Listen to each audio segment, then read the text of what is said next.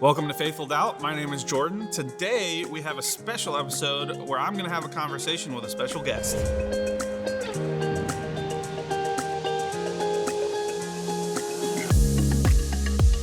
Today we have a special guest, Pastor Art DeBruyn of Center Grove Church. And Pastor Art is actually the lead pastor of the church that I work at as the youth pastor. So we have a pretty good relationship, friendship, known Pastor Art for 7 years now.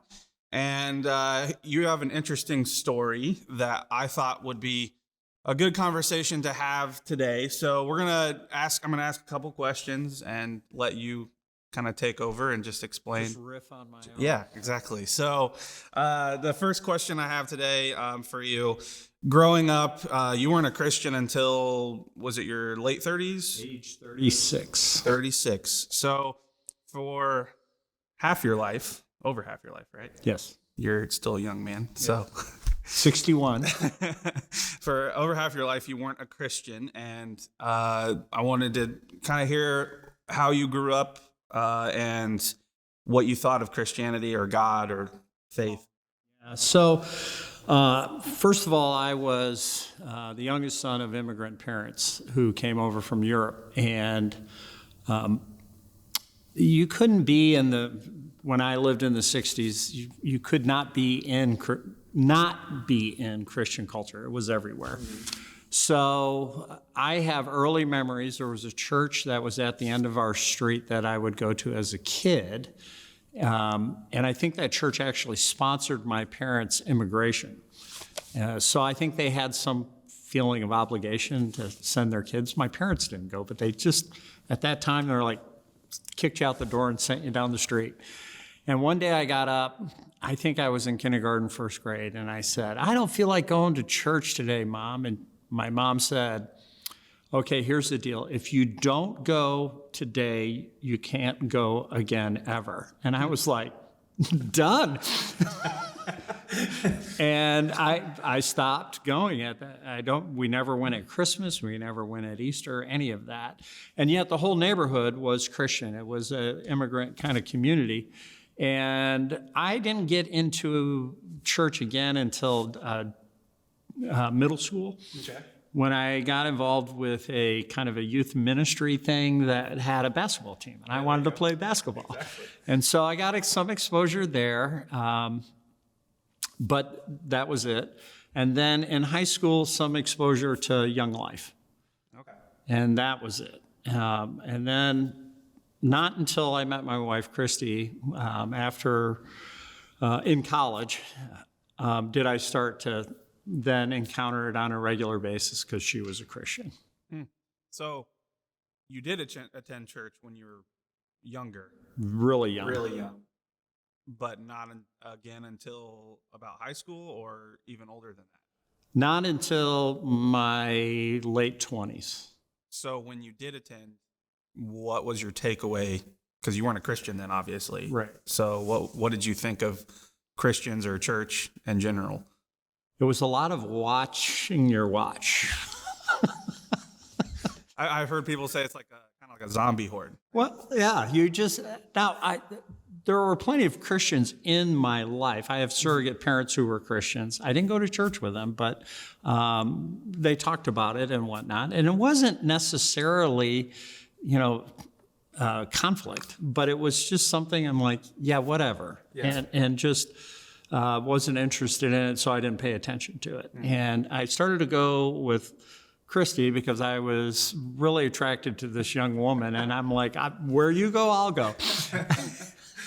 And so we started attending, in her faith tradition, which was Lutheran, I would start to go. And I joke that I learned the Nicene Creed and the Apostles' Creed long before I became a Christian, just because you have to repeat it all the time. Usually the opposite. You're right, exactly. And it just became rote. And I knew when to stand up, when to sit down, all of that. I think somewhere in there, I started to get a sense of God, big God, not Jesus. Jesus was still a curse word for me. And I remember one incident that this was after college. I was playing in a 3-on-3 basketball tournament. And I had to drive this rented RV up to the basketball site. And I was so excited. And I remember where I was driving, and I just suddenly blurted out, "Thank you, God. Thank you. This is so cool. I'm so excited." And that was it. I got a sense of it. And then, again, got married to Christy and started to attend, church to honor her. But a lot of times it was like, "Oh, can't we just sleep in?" Like, You're right. or like, "You go and I'll just stay here," or any excuse to get out of it, I would. Yeah. But I didn't have a real interest in it at all. So your interest was in Christy, obviously, Yes. which led you to church Right. while you were married. But you said earlier that you had Christians in your life, Christian friends, family. When you engaged in a conversation with them about faith or anything, what was your takeaway? And if I recall correctly, I think you've said before that actually you guys kind of made fun of Christians growing up. Oh, absolutely. In my immediate household growing up, long before I started engaging with other Christians, that was the favorite topic is to beat up on Christianity. And my dad was an avowed atheist. My mom was a lapsed Catholic. And so we would get into arguments or discussions about stuff just to get into arguments and discussions. But that was favorite fodder of the conversation. So I just thought Christians were ignorant or misguided.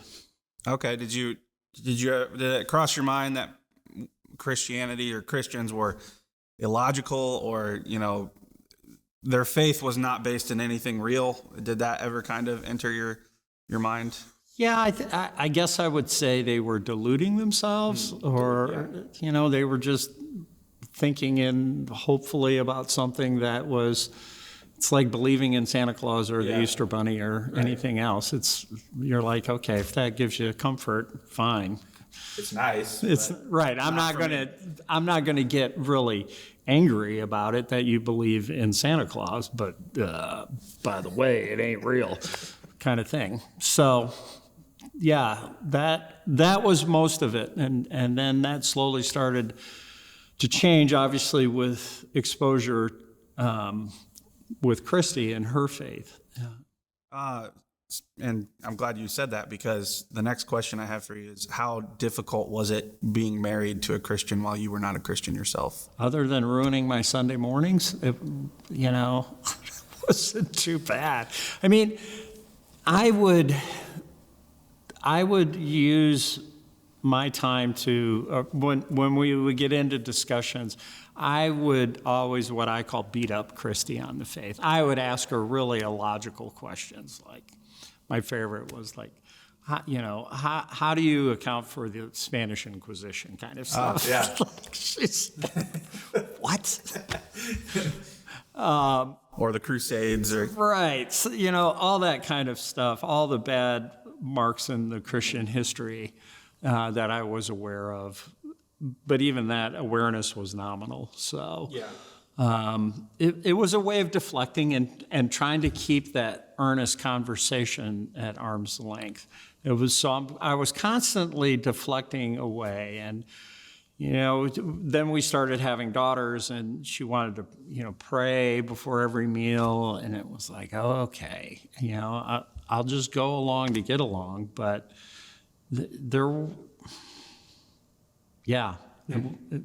I would literally drop the girls off for Sunday school and then go drive around. Wow. So, and you have three daughters, right? And so, do all three of them remember a time when you weren't a Christian, or only the oldest? Only the oldest, Allie. Yeah. Okay. What were your major? Being this podcast is called Faithful Doubt. What were your major doubts about Christianity or God? Well, most of it was just rooted in ignorance. Lack of exposure, lack of investigation or any kind of searching in it, any kind of really trying to understand it at all. So I didn't have interest in it, and I wasn't going to devote any of my attention to it as a way of just trying to deflect being challenged by it. Yeah. I didn't want to expend the energy for it. Basically, I was trying to conserve my energy, I think. So I just was skirting around it constantly. It obviously changed. I mean, I became a Christian. Right. And you were, I think it's important to say, I forgot to say this at the beginning, but you were a lawyer until you were a lawyer and a Christian at one point, but. Right. Most of it. So we got married in 1987. 1990, I graduated law school and became an attorney. And then March 16th, 1997, I was baptized. Okay. Big question. What was the catalyst or the turning point that God finally worked on your heart? Yeah, that's the crux of it, isn't it?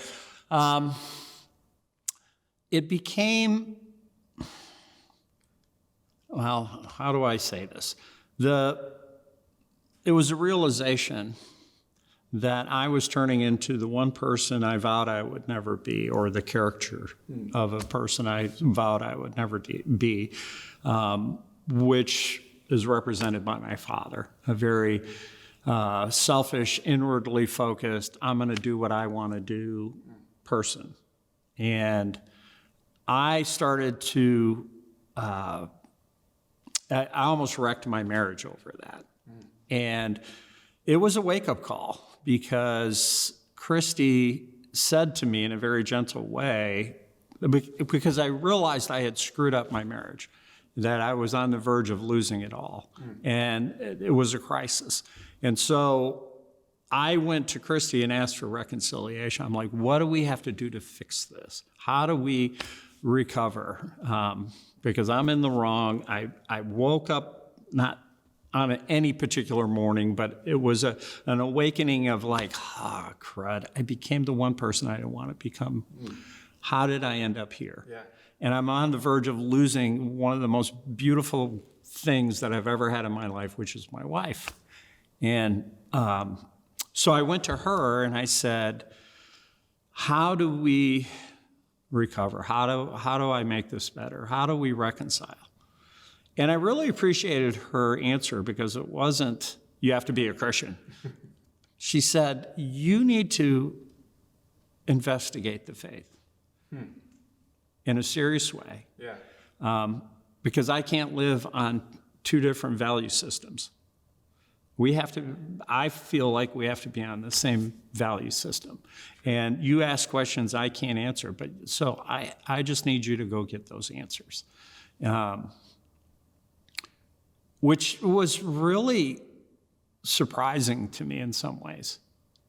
I think even now, that was an expression of love. Yeah.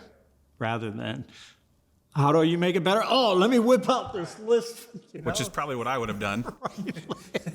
You're going to start picking up your socks. You're going to, all of this stuff. And it was, the separation between us had gotten very fundamental, with the essentials. It wasn't the annoying things. It was at the heart of our relationship. And so I was like, wow. And so I said in response to her, I can't do it at the church we're attending, which was this very conservative Lutheran church that had, very traditional rituals in the worship service. And she said, wow, okay, let's find a different church. And that led to a church where she had been going to for a women's Bible study that was real close to our house. And I walked in and I just looked at her and I said, this is it. And she said, we're going to keep shopping. But we looked around and we ended up back there, and that was the church that eventually where I was baptized and where I served as a youth pastor. But so we started attending, and no pressure from her. She's like, oh, okay, does require we go on Sundays. I'm like, okay, I'm in. Let's do this. And I started paying attention. And I remember one incident where they were passing communion, and I hadn't given my life to Christ yet. And so I took the bread and the cup, and she's like, you can't do that. It's the first time she said, you can't to me in faith. And I'm like, what? And she goes, you don't understand what you're doing. And I got so mad. I was so mad. I went, and I walked out.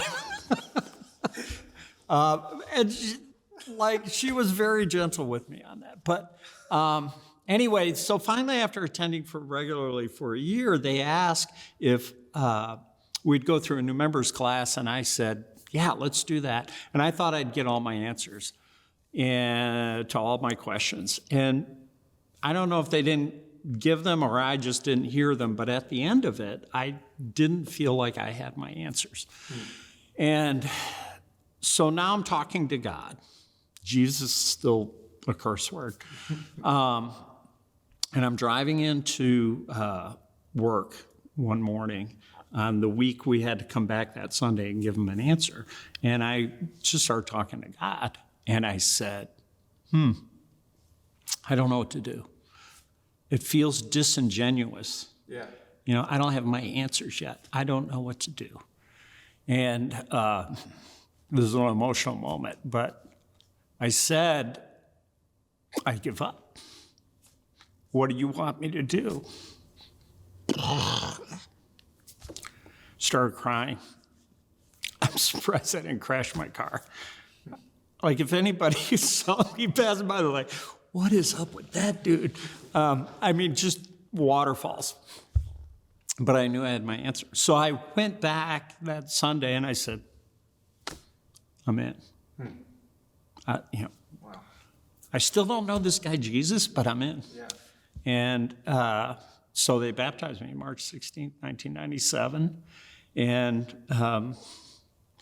then 4 years later, I find myself in seminary.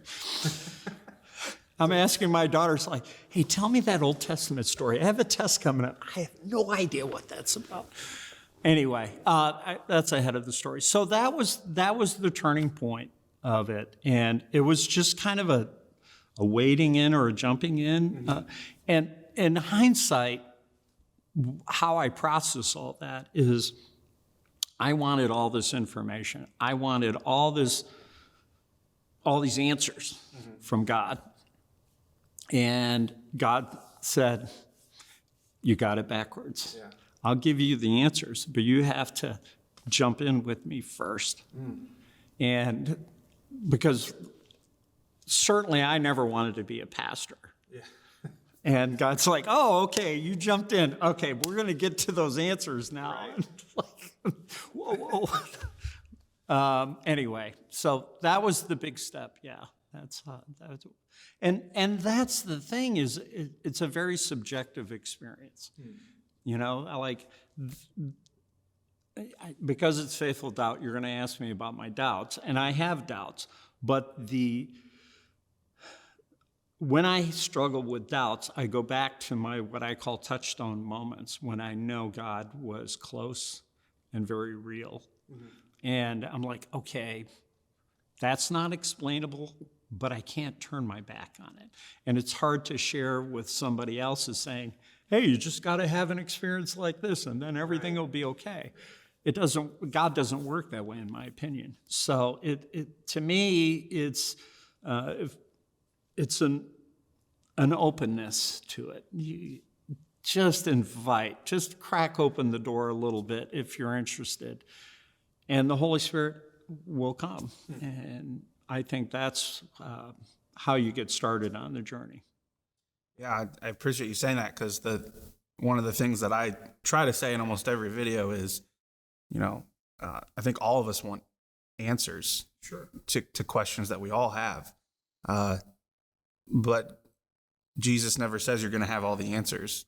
Well, and here's what I always like, okay, so what will the answer deliver for you? Right. Like, if you get an answer, does that change your life? Does that change your faith? Like, if I frequently ask people, if God writes your name in the sky, like whoever, I am real, is your life going to change? And most people are like, probably not. Right. Before my dad died, I went back. I was estranged from him since high school, but I got challenged to go find him, and I did in 2010. And I asked him that very question. Mm-hmm. And he still, was firmly atheist. And I said, if God wrote your name in the sky, would it change? And he's like, that's impossible. It can't happen. And I'm like, but if it did happen, no, it just will never happen. And I'm like, okay, you're just so hardened to it. Right. You aren't willing to consider that there are other realities or other possibilities. It's not a head problem, it's a heart problem. Well, there are so many people, you can't tell me I'm wrong because I know I'm right. Yeah. What do you do with that? Right. Well, and Jesus, all we have to do is look at the Gospels, and 12 guys followed Jesus for 3 years, and a lot of other people encountered Jesus, and he did these amazing things, like, short of writing your name in the sky, he did miracles and said these amazing things and did give answers to a lot of people's questions, and there were still a lot of people who didn't believe. And there was still Thomas. Right, yeah. Even his own disciple doubted. So it's... Yeah, I always say I identify with Thomas. I of the disciples, I was Thomas because I'm like, until you see, you believe. And then so Jesus tells him, look and believe. Right. And then he says, but blessed are those who haven't seen and still believe. Mm-hmm. And when I give my testimony, people are like, oh, I wish I had that cool testimony. I'm like, that is no honor to me. That just shows what a knucklehead I was, how hardened heart I was, how I was much like my father, like it doesn't exist. I refuse to accept it, et cetera, et cetera. And then so God had to reveal himself to me in a way, and I had two other experiences that confirmed that. The heavenly host isn't like, oh, look, they're like, man, that dude is so dumb. You know how much we had to do to... And then I compare that to my wife, who hasn't had those experiences and has such a strong faith. And I'm like, honey, they're celebrating you because you haven't seen and you still believe. So, faith is actually better celebrated when it doesn't have to rely on things like miracles or things like, personal revelations like that. I don't know that I agree that the heavenly host isn't celebrating your story. I think of the prodigal son. Yes, they're celebrating, and they're like, could have been so much easier. Right, yes. I agree with that, but I think they're just... Yes, Jesus leaves the 99. He goes after the one, and he picks him up gently, and he says, you're a knucklehead, but I love you. But so I've told you this before, that I'm envious of your testimony, and I know you don't like that, but the reason is I think there's a credibility that comes with your story, because for me, growing up in the church and attending absolutely almost everything I can, and then I went straight to a Bible college, I think a lot of people look at me and probably think, oh, you've just kind of been brainwashed by your parents or your church, and so maybe they don't think I've thought about my faith very critically or logically, which is why I'm doing Faithful Doubt, of course. But so I think there's a certain credibility that comes with someone who spent over half their life not just doubting, but I mean, and Thomas had unbelief. You also had unbelief. It wasn't just doubt. You didn't believe. And so I think that's why a lot of people are envious of that kind of a testimony, because I think it speaks to some people more, which leads me to my next question. What would you have to say to people who might be in that spot you were in 25 years ago? I would say, see it as an invitation. My personal objection to the fire and brimstone or the insurance policy. Oh, just believe, right. Like if it's wrong, right. What have you lost? And I just say, investigate it. Be open to it. Don't be that hard-hearted person that never wants to at least be willing to consider there is a different possibility. There is. Again, I've had my moments where I'm like, man, what if this is all fake? What if somehow I had the wool pulled over my eyes? And I embrace those moments, right? I dwell in those moments. I don't just like, oh, that's sinful, I can't, right? So I'm like, okay, where's that coming from? What is at stake for me when I'm thinking at that? What maybe caused it? I investigate it. I see it as an invitation. And then usually I'm led back to the faith. Not usually, always. I mean, there is this leading back to it. And a lot of times it's just spurred on by remembering, recalling, like, okay, you remember when this happened? That had no explanation. Or do you remember when you just felt, and again, a very sort of subjective way, the truth? And I'm like, yeah, okay. It's okay to doubt. It's okay to be in that place of wondering. But if you dwell on it, see it as an invitation and invite the Lord into that invitation, I think you'll typically be led back into his presence. I like how you said you remembered or you recalled. That makes me think of the Old Testament and the Israelites. Every time they strayed away from God, what they were told to do is kind of remember what God has done for you. Right. You know, he kind of led you out of Egypt. So, and those are the touchstone moments, right? That where the infinite God crosses the barrier into the finite world, reveals himself in some way, and says, "Okay, I've climbed into the fishbowl with you guys. Yeah, you know, here I can't exist here any more than we could climb into a fishbowl and live." Sure. And yeah, so yes. Those touchstone moments, mark the moment, as I say. I think you touched on, for a lot of people, it's probably terrifying, the thought of even cracking the door open, as you said. It is terrifying. Yeah. There's no doubt about that. If you crack that open, your life will change. Well, you're admitting the possibility of God existing when you do that. Well,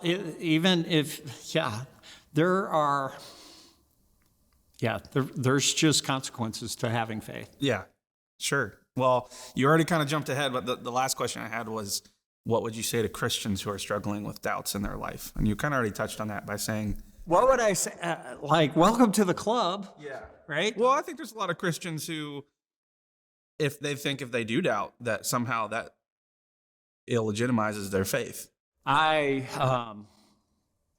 would disagree. I don't think the biblical narrative supports that sort of idea that we can't wrestle with our faith, that we can't wonder and question. We have a loving Father who, as a father myself, I'm always welcoming the questions of my daughters when they come to me. I'm like, hey, explain this again, or why did this happen? And all those sort of questions.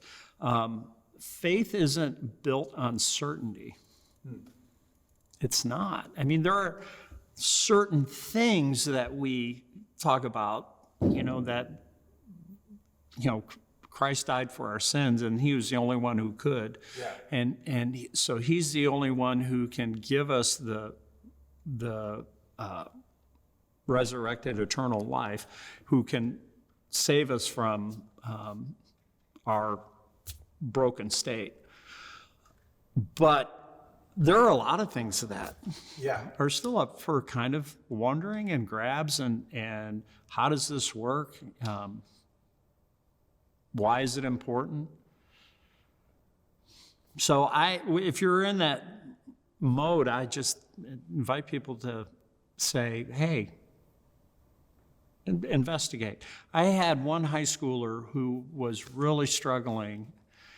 This is a long time ago when I was doing youth ministry, long ago, who I knew her, she had a strong faith, and she came to me, and it was her junior year, and she lived actually 3 houses down from us, and said, I'm really struggling with faith. And she was trying so hard with both her practice and, she was just, and I just told her, I'm like, set it down and walk away.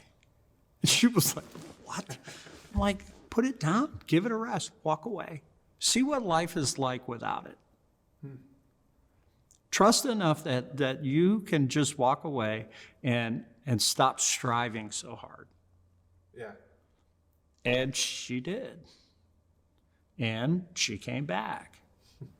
I mean, I think it was probably 3 years later. Wow. But I just felt that was what needed to be said. So sometimes you actually do need to just maybe step away. And it's not like God's like, oh, we lost another one. Right. God knew the prodigal son, right? The whole prodigal story is like, okay, you want your inheritance, okay. Yeah. See how that works for you. Right. And let him go. And well, Christians say all the time that their faith is like a relationship with Jesus, and it's not necessarily religion. You kind of hear that cliche statement all the time, and the reason I emphasize that so much is just what you're saying right now. Is in every relationship you wrestle. Sure. At some point, I think of a marriage, you might take a break, not a break, but you might step away for a temporary amount of time to really struggle with what's going on and then come back. So I think that's a great answer. That would have been hard for me to tell someone to walk away personally, but maybe it is. I'm sure it sounds like it's what was necessary. So well, again, I was trusting in the moment.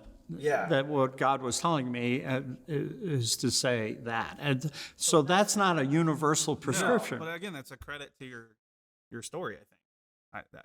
I've never experienced that, so I don't know that I would have told a student that. Well, because that would be like an anathema to you. Yeah. You're like, step away from, what, are you crazy? But Tim Keller, in his book, A Reason for God, says that if we don't have doubts about our faith, that's like the human body without antibodies. You can't have that strong of a faith if you've never wrestled and doubted. And that doesn't mean that you don't believe that Jesus died for your sin or... The muscle is strengthened by being broken down first and then rebuilding back. Yeah. And it's the same way in the faith, that I would never want anybody to just accept things on blind faith. Go wrestle with it. Grab a hold of it. But there are certainly things that you do have to accept blindly. I mean, God has all the answers to the universe. I don't. Yeah, even in that process of the things that we talk about that are fundamentals of the faith, even I've wrestled with that and then come back and said, okay, this is a firm foundation. Yeah. Then you start getting off onto the more abstract questions. And there's a famous saying by Garrison Keillor that being an intellectual is like having four-wheel drive. When you get stuck, it's in really remote places. You've really gone off the deep track, right? And you're like, oh, now I'm stuck. Well, because you went way out there. And again, that shouldn't be the core fundamental elements of the faith. Nor do I have a faith that says everybody has to agree like I do. Because we all experience the world differently. We all live in different parts of the world where it makes more sense one way versus the other. So yeah, it is a relationship. It's not capturing knowledge and having it all on lockdown. Sure. Well, thank you for. It's never easy to share one story, I don't think, publicly in front of a camera. But thank you for sharing. It's been a pleasure. Everything you did, and we will continue this conversation on Facebook. If you have questions or comments about Pastor Art's story or any of the questions I asked today, feel free to go ahead and post those below. Again, my name's Jordan, and this was Pastor Art. We'll see you next time.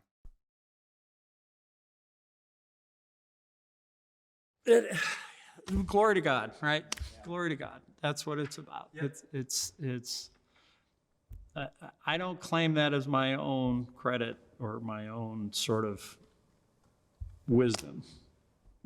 Well, I guess you'll just never be on this side of things because of your story, but. Well, so here's the flip side of that, right? There's a wake of destruction.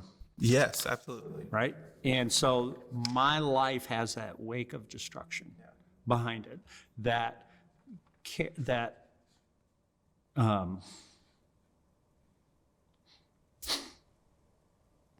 it's hard. Yeah. So the hardest thing is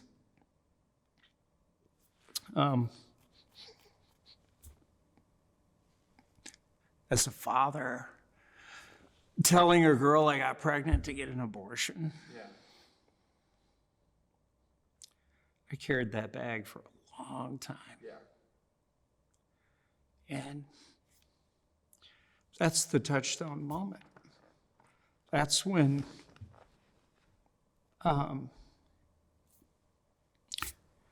Jesus shows up and he says, I have it covered. Yeah. Didn't plan for that. What? I didn't plan for that. Let me recover. I wasn't trying to be insensitive. No. I mean, I wish I would have talked about that because that is the touchstone moment that I say a daughter because I'm only capable of producing daughters apparently after so many tries. Not that I ever wanted a son. Because I was a son, boys are crazy. But in that moment, there was this time when I was asked to give my testimony at this church where I was baptized. And it was the second time I was giving it. And the pastor, Jim Zinger, had said, he had been talking about the 10 Commandments and murder. Mm-hmm. And I don't know why I'm giving my testimony on that day, but I am. And I suddenly recalled that story. Like, that's when I put my bag of rocks down. And I told the congregation that, not realizing that Allie, as a fourth grader or fifth grader, whatever she was, had actually, normally they're in Sunday school, but that Sunday they came up and she was sitting in the balcony and she had to hear it that way. Oh, geez. Yeah. You know, and, but it led to a great conversation about that. Yeah. And she's like, wow, I had a sister, that I never met. And I'm like, yeah, never got a chance. And so that's why faith is important, is that you don't have that whole what I call wake of destruction behind you as you go through life just living for yourself and like, I don't care, and you're crushing people and just, you're living without hope and you're not realizing the bigger world around you and what God is calling us to live. So I'm envious of your testimony. Well, I have destruction in my past too. Not to the same degree, but I think everyone has destruction. Well, it does, right? But at least yours was a little more thoughtful, right? A little less minimized. I could argue that it was the exact opposite. But you didn't know me then, right? You didn't. I did. And so that's one of those moments when faith becomes both real and you just not only real, but that it's a relief. That you don't have to carry that emotional baggage, that emotional pain, that emotional trauma. So, yeah, that's all important stuff as well. That's when I wrestle with the faith, that's where I got to touch that again. Yeah. I hope you guys enjoyed this week's video. If you're interested in joining Faithful Doubt, go on over to our Facebook group page and request to join there. Or if you just want to watch our videos, feel free to go over to YouTube and watch them there. Or if you'd like to listen to a podcast, you can find Faithful Doubt on any of your favorite podcast platforms. Thanks for watching. I'll see you guys next time.